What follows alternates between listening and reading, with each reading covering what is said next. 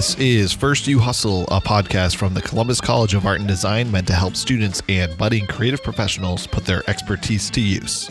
Network, network, network. You hear it all the time, but what about the quality of your network? What does building and maintaining a good, solid network actually do for you, besides give you some leads on jobs? Well, for one, it helps you build some skills that employers are desiring more than ever. We talked to lots of employers. They're all saying the same thing, which is that's what's missing. They can go to any school and find talent, but what they're having a hard time finding is that talented employee that's also able to understand the business, that's able to network within the business, that's able to collaborate within the business. Those are the things that are missing kind of in the college curriculum. That is today's guest. This is Tom Gattis. I am the Dean of the School of Design at the Columbus College of Art and Design. And we dive into Tom's career and why it wouldn't look anything like it does without his network. You have to go about it genuinely. Right. It isn't a house of cards. If you try to use it that way, it's going to backfire on you. And there's lots of stories about how that's happened. I think that the other way I try to look at it is that it's a long game. It's a marathon. It's not a sprint. How to build a network and then how to use that network is all coming up ahead on First You Hustle.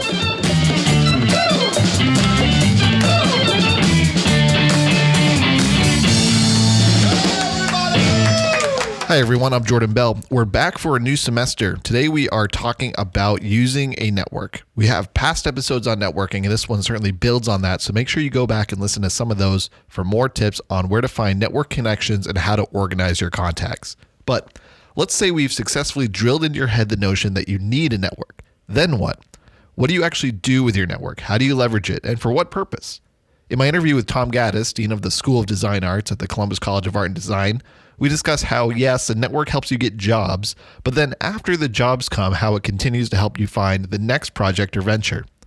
In the world of design, collaboration is of the highest necessity, and collaboration often comes exclusively from a network. So we're looking long-term in this episode, building a network and then visioning the benefits it will bring for a lifelong career. Through our discussion, you'll learn about how our guest found themselves in their current position and has built an organization that will continue to foster networking for the next generation of designers. And he built that from his network. It's kind of meta, using your network to build a network for networking. I didn't mean to go all Inception on you there, so I'll let Tom tell us about it. Here's our interview. I spent 10 years after undergraduate school in industry, a variety of design jobs from designing nuclear plant interiors, not as exciting as it sounds, to trade show exhibits. I worked for a while for a product design consulting firm. I was a professional model maker for a little bit, but was kind of dissatisfied. I'd moved into kind of a management role and wasn't really being creative any longer. And was trying to do something else. So decided to go back to school to get a graduate degree. At the time, I didn't really know I wanted to teach. I just knew I needed to do something differently. Graduate school was a bit eye-opening. So after our first semester there, my wife and I were in grad school together. They asked to look at our portfolios. They looked at our portfolios and said, "Oh, you have skills. We're going to give you classes to teach. So you're going to be teaching assistants." And that first class, I was supposed to co-teach this class with Dr. Kermit Anderson. He showed up for the first class and said, "You got this." And so I taught my first college class as a grad student, no earthly idea what I was doing. But somehow there was a bug, a seed planted that, oh, wow, I really enjoyed this. And that kind of started the path towards education. So went back to industry a little bit after grad school, but then rather quickly ended up in the Upper Peninsula of Michigan to teach my first classes at a small private school at the time called Suomi College. So Suomi in Finnish is motherland. That, was just this delightful experience. We were there 3 years. After the second year, Savannah College of Art and Design reached out and ended up in Savannah in 1999. Was at Savannah 13 years, 11 of those in Savannah and 2 of those in Hong Kong. So I moved to Hong Kong to open their first international campus. I was the head academic for that campus, which was a wonderful experience. Living in Hong Kong, very international city, lots of experiences and exposure, to all kinds of food and culture. And, we really loved living there. Went back to Savannah for a year and then got the call from our provost at the time here, who I'd worked with in Savannah, to come here and take over the dean's position. So that's how I got here. How have connections been a theme in your career? How has that come to help you find the next thing? I mean, every job I've gotten is because of my network. I went to school with Greg Tooney, the chair of the ID program here. He got me the job at the consulting firm in Charlotte, North Carolina. He was working there at the time. I made a phone call. Let me get you in. That's how it worked. When I came to CCAD, the provost that was here at the time was a former colleague in Savannah. He called me and, my network working for me. Every professional job, for the most part, happened the same way. Somebody in my network had a connection, got my foot in the door, made an introduction. I can't stress enough how important building that network early and often is, because that's the way it happens for the most part. I actually, doing a little bit of research to get prepared for this, read something that 70% of jobs are filled because you have a contact. Only 30% of them are coming from the one ads or the monsters.com or Indeeds or whatever you're using. That's significant. When I've needed to hire talent, that's the way I do it. Oftentimes it's, let me reach out to my network and see who I know or see who my network knows that might fill this position for us. So building a network is one thing. It's easy to find people and meet them, but maintaining a network, especially over months or years, is often tricky. So Tom and I talked about maintaining a network. That's probably the hardest part of your network, is maintaining the maintenance of the keeping in contact with, keeping your name in front of people that may have some influence later. We deploy our network for all kinds of things, so I'm connected that way. I use LinkedIn a lot. I have probably, 4,000 or 5,000 connections in LinkedIn. Now, some of those I don't know, right? Some of those are connected to me via my network, or I connected to them via my network that I don't really know, but somehow they're interesting, or they, have something that said, yes, I'll connect, or I want to connect. But I think the follow-up with that becomes really important. So I often will, hey, I want to connect with you, and I'll send a note back. Thanks for connecting. Sometimes it's that simple. Just the other day, so I have a side hustle called Aether Global Learning, and one of the things we do is put on camps. And my partner was presenting at a conference of career professionals and employers. And so he's given a presentation. He's talking about me as his partner in the presentation, along with our other partner, and a woman in the audience on her phone connects with me on LinkedIn. So I get the request and accept it, and then start digging a little bit deeper. Well, who is she and where is she from? And it turns out she's from my hometown. She's connected to my family and some family friends. Okay, that's interesting. And then I start looking at her work history, and she works for ad brand agency of some sort. And she's also chair of the board of a foundation in Huntsville. Oh, foundation, I run a nonprofit. Maybe there's an opportunity. So, quick investigation. This foundation's mission aligns quite closely with the mission of my nonprofit. So, I reached out immediately. Hey, I want to talk more. Of course, I have no idea that she's just been sitting in the presentation for my partner. So she probably knows more about me than I realize. But so we have a phone call on Friday to talk some more. So, that's the kind of things you have to do to continue to build that network in ways that are going to benefit you. And then that network, it has tendrils that go out. That who else is she connected to that I might be interested in talking to? So LinkedIn is a great tool for organizing your contacts and keeping up with people. It isn't the end all be all for networking. Networking doesn't always start on LinkedIn, and it doesn't always end on LinkedIn, but it's a great reference point and a great tool. And Tom has some great tips on how you can use LinkedIn to its fullest advantage. You can search your connections.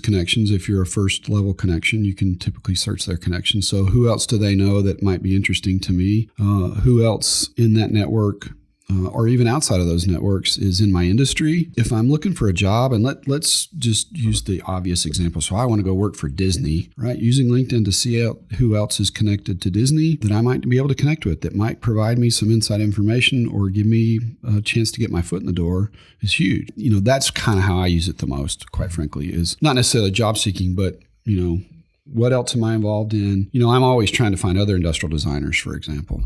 So who's working at the cool companies that I admire and have been following? Am I following those companies on LinkedIn? Have an opinion. Start writing some short articles. It's easy to write a 2 or 3 paragraph LinkedIn article. Find something that you're interested in, do a little investigation, form an opinion, put it out there. Get other people to comment on it. We were running a conference back in October, and we used LinkedIn extensively to promote. And, we got this conference coming up. Here's some information about it. One like turns into a few hundred, which turns into a few thousand. Those, can have dramatic impact. One of our camp students, who I won't mention her name, but she's got this goal of being 30 under 30. And so she asked one time, what do I need to do? And, one of the strategies that we gave her was to start writing, start having some ideas and start sharing some opinions around your industry, around your field, and post those, whether that's on LinkedIn or Instagram or, whatever, but start to be prolific in your thought leadership.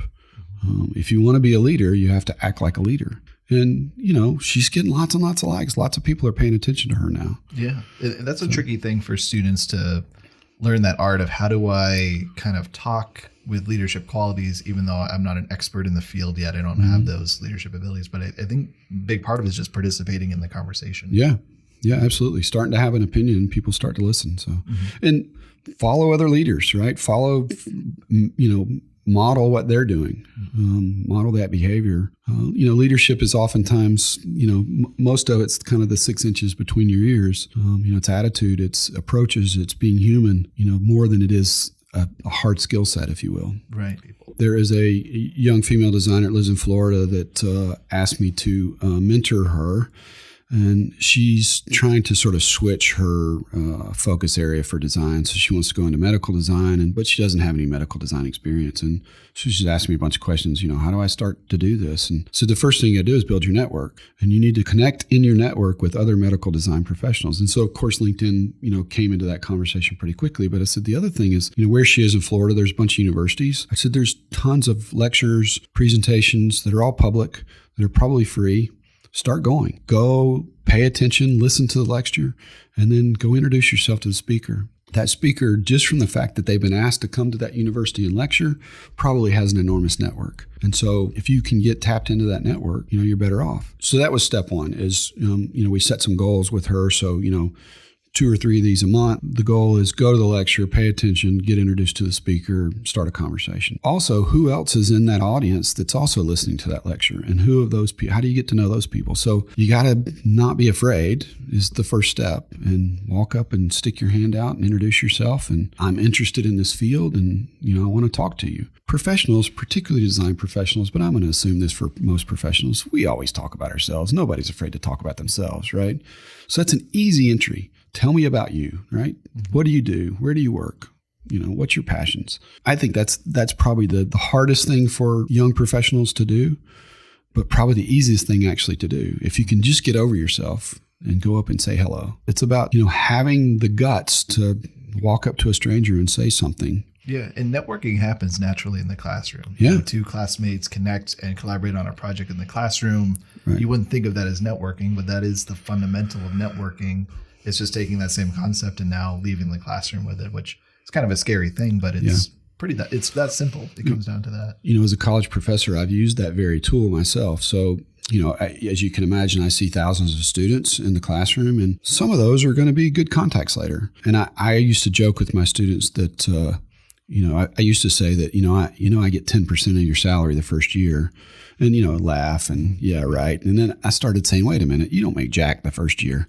I want 10% of the 10th year salary. And what that actually manifests into is that at about the 10-year mark is when I call them up and say, hey, let's do a project with my students today. You were a benefit of that project we did with XYZ company many years ago.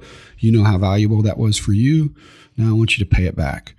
And most of the sponsored projects that we do come that way, from me reaching out to those people in my network, that many of whom are students, former students. Yeah, so that you're using your network as part of your role here at the college. Absolutely. And that's another, we try to stress the lifelong need for networking. But when you're a student, you think, oh, this is how I get a job. Once I get a job, I don't need my network. But you've used your network in so many different ways. Absolutely. I think it's become more important for me in my career than in my job hunt, if you will. So I put on a conference in October. We had about I don't know, 15 speakers, some of those pretty high powered. And it was my network that made that happen. So one of those is a guy named Jay Rogers, who's the CEO of a company called Locomotors, headquartered in Knoxville, but offices kind of all over the U.S. They make an autonomous urban vehicle called Ollie, which is really cool. Look it up. It's pretty impressive. And, this is a guy that I admire, and his company is really interesting, and their product is very cool and cutting edge. And boy, I want him to come. He's got to have something really good to say. So I want him to come to my conference. I don't know Jay personally, or I didn't at that time. And so one of my good friends in my network, a guy named Jivok from Detroit, a company called Sundberg Farrar. I talked to Jivok. I said, "Do you know this guy?" "Yes, I do." Jivok's company works in the automotive industry, so there was a fairly good chance he might know him or know somebody that knew him. "Will you make an introduction for me?" And he said, "I'll do better than that. I'll call him right now and I'll share your contact information with him and we'll get you two together." And the conversation that I had with Jay after that was really easy. "Oh, Jivok, that's fantastic. We love Jivok. He's this wonderful guy. Hey, I want you to come to this conference I'm putting on. It's really cool. Here's what it's about." "Okay, I'm in." I would have never been able to get to that guy had I just cold called. And, that's the power that it has. I mean, because I built this strong relationship with Jivok's willing to extend some capital to help me out. Tom has now used his network to bring together conversation in the design field through Aether Global Learning and the summits he puts on in Tennessee. We were trying to build a conference that we wish we would have had, particularly when we were students. So it was multi-generational to begin with, right? We didn't want just professionals there. We wanted students, we wanted teachers, we wanted, all variety from professionals down to even kids. We even had some, 4th and 5th graders there. And so, we were trying to find speakers that could speak to a multi-generational audience that would have something rather to say to a multi-generational audience. I've been on this quest for some time to surround myself with remarkable people, right? These are not just your average hustle and work hard people, but somehow they're making a difference and they're having an impact on others. And so I've been trying to find those people and build my network in that manner. So I wanted those kinds of people at this conference, right? And so Jay Rogers from Locomotors, Bob Wheeler from Airstream, who we know quite well from working with CCAD, Ravi Sani from RKS out in California, Jivok, my good friend from Detroit, Ken Tensner, who owns a company in Toronto called Spiderworks, Frank Spencer owns a company called Kedge and runs the Future School.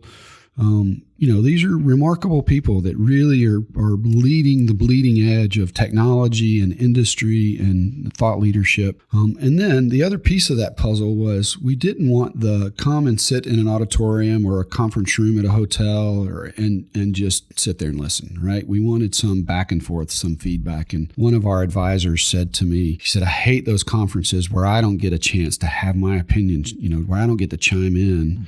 So if you can build in that opportunity to have the audience participate in what's being said, that'll make it so much more valuable." Turns out that's really hard to do.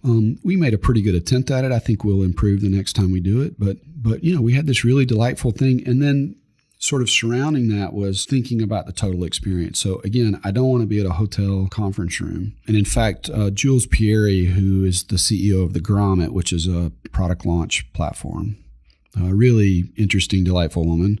She said to me, I hate going to those conferences where I sit in a hotel for a weekend and I don't get to see any of the city that I'm supposed to be visiting. Mm-hmm.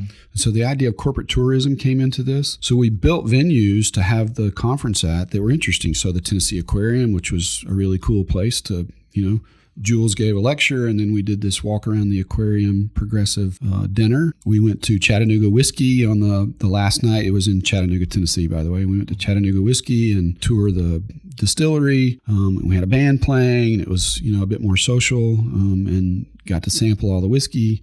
Just building those kinds of experiences around so that the participants in the summit, we're not only there to hear and participate, but we're getting to experience, some of this great city that we were holding the summit in. So. Yeah, and that's great for attendees because that's where networking happens. Absolutely. Listening to the band or doing the whiskey tasting and things like that. Absolutely. And there was a lot of that going on. So interestingly, we called it Humanizing Innovation. which was this, fortuitous process to get to that name. But it started with this idea that design is the glue that binds. And through a series of brainstorming sessions and discussions, we ended up with Humanizing Innovation as the title. And so if you take the first two letters, it was HI, as in, your name badge at every conference you go to. Hi, my name is. Mm-hmm. And so that became sort of this, stupid but quite effective tool to get everybody to network. Because all of our badges were built like those silly hello name tags, right? And it was brilliant. And John McCabe, my partner, came up with that. You mentioned the camps. So what are the camps about? So for the last 6 years now, we started running camps, and the first one was in 2013. And initially it was a way for my two partners, John and Owen, to get their students out of the classroom and just start to do some things that they couldn't do in the classroom. And it's really... The camp is really a vehicle for the soft skills. It's about leadership. It's about collaboration. It's about getting out of your comfort zone, expanding your network certainly is part of that. We have 7,000 acres in Tuscumbia, Alabama, in the middle of nowhere, literally. You're sort of an hour or so west of the birthplace of Elvis Presley, Tupelo, Mississippi, 2 hours or so south of Nashville. It's kind of in that northwest corner of Alabama, and there is nothing there.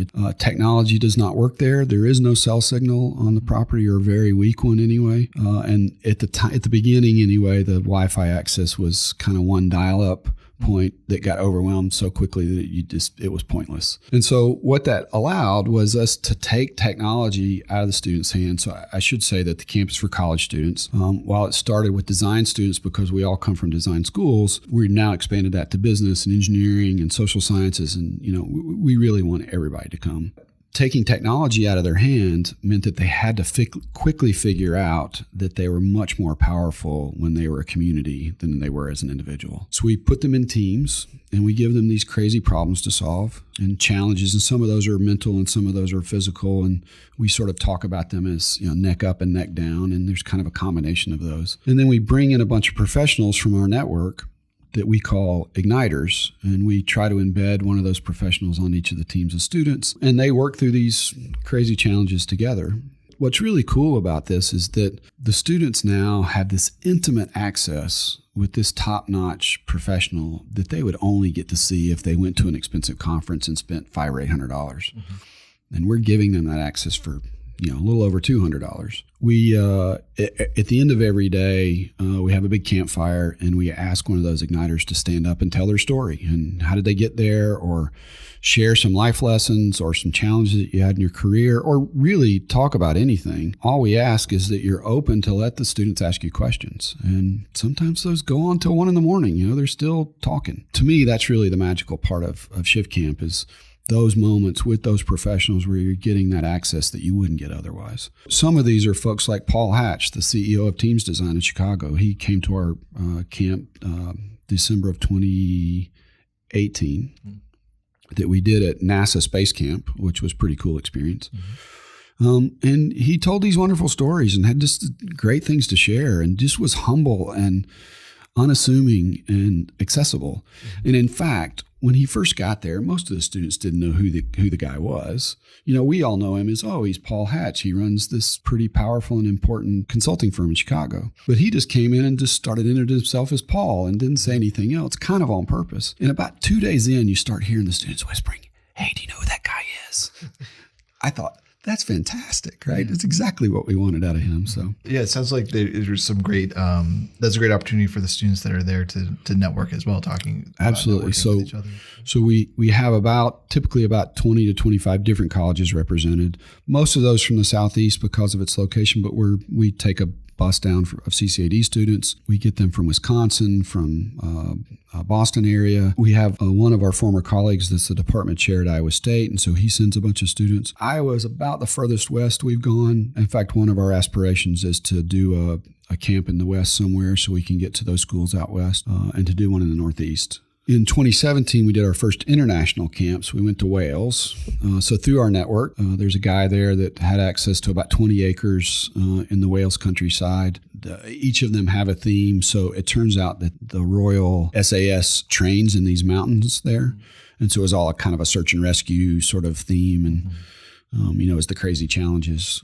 But the landscape is gorgeous. And Is there a theme each camp is like? there is. Okay. So each camp, we have a different theme. And we call them, we try to make them kind of hyper local. In other words, what's something in the local area that we can latch onto and build a theme around? So in Tuscumbia, for example, it's very close to Muscle Shoals, Alabama, which is the home of Fame Studios. So if you're a music aficionado, you know that from the early 60s through the early 80s, every artist recorded at Fame Studios. So Rolling Stones, Aretha Franklin, Ray Charles, every country musician, just everybody played there. And so it has this rich heritage and history. So we built this theme around music. One of the final challenges with students was basically to go into woods and make instruments with things that they found. And it is a farm, so there's some other piles of materials and stuff around that they can have access to. So I had to make these homemade instruments, and they had to play a song. The song was Family Tradition, which was recorded at Fame Studios. There's a local guy there named Bob Ray, and so we've gotten to know Bob Ray through my partner's family. Bob Ray was the studio bassist for Fame Studios during most of that time, and so he played with all of those musicians. So as the students are up on stage making fools of themselves and having a good time, sort of skit night, and they're trying to play this song with their homemade instruments, he's sitting in the audience laughing and watching them. And then when they're finished, he stands up on stage and plays the song the way it's supposed to be. And what was really cool about that is at the end of the night, it ended with all of the students on stage with this now guy they know well, this famous musician, Bob Ray, playing music in this giant jam session, laughing and having a good time. And our igniters up there with them, dancing and singing. It was just great fun. So we built them around music. We built them around Native American heritage. We built them around storytelling. We did one that was around sort of universal design. And really the theme, and none of that's important. It is merely the vehicle to get them to understand that it's about building their community and their network. It's about access to these professionals. It's about learning when they're having fun and don't really realize they're learning. It's really sort of filling that gap of soft skills between college and employment. So leadership, collaboration, cultural awareness, those kinds of things. And this is Shift Camp? Yeah, it's called Shift Camp. It's one of our platforms. We also do labs where we're sort of teaching our methodologies to, corporate America, if you will. And then ultimately we're going to launch what we call fellowship, which is post-undergraduate, truly filling that gap between college and employment. So that's coming. So we have this new tagline we're using that I really love, that my partner Owen came up with, which is, it's not about making a better world for people, it's about making better people for the world. And I really like that. That really resonates with what we're trying to do. And I think organizations like you're talking about are looking at those same kind of things. We're talking to lots of employers, both in my capacity as running this nonprofit, but also here at the college, we talk to lots of employers. They're all saying the same thing, which is that's what's missing, that they can go to any school and find talent, but what they're having a hard time finding is that talented employee that's also able to understand the business, that's able to network within the business, that's able to collaborate within the business. Those are the things that are missing kind of in the college curriculum. And the college curriculum is crammed, right? I mean, we're limited to 120 credits. We teach 10 times more content than I got as an undergrad.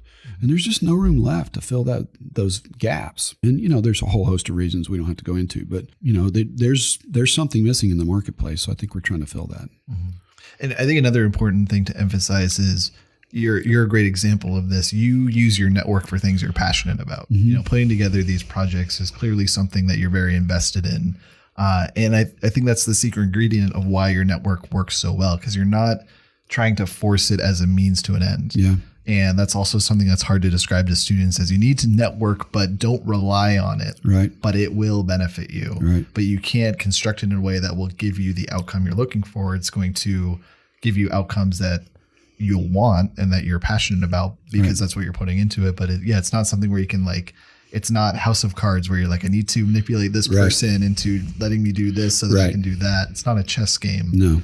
Yeah, and I think you're hitting on something there, that you have to go about it genuinely, right? It isn't a house of cards. If you try to use it that way, it's going to backfire on you. And there's lots of stories about how that's happened.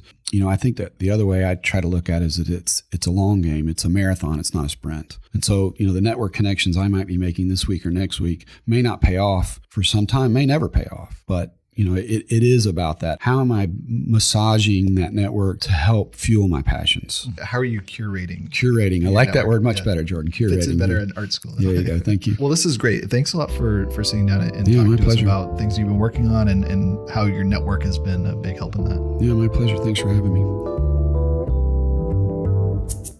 At this point in each episode, I ideally like to give some pointed, specific advice on action steps you can take to utilize the information you just heard. But this time, I'm going to pump the brakes on that. This is hard to organize into specific action steps that apply universally. Using your network is about showing some leadership to take the initiative and engage the professionals within your reach that you are genuinely interested in.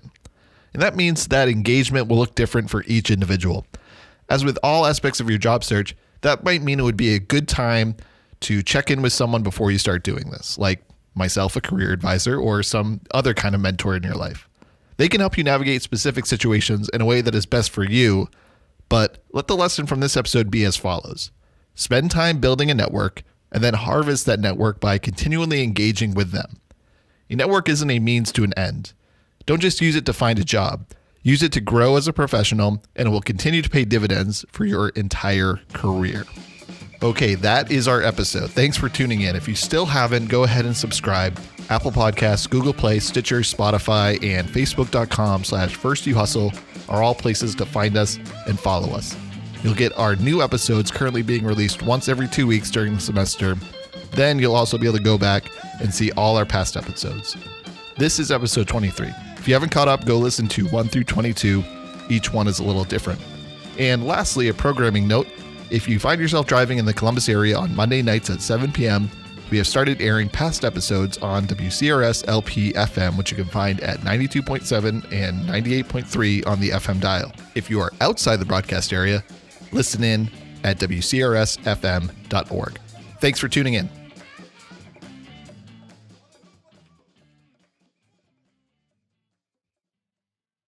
Our theme is Jimmy H. Boogaloo by the Juanitos, Creative Commons license from the Free Music Archive. May it rest in peace.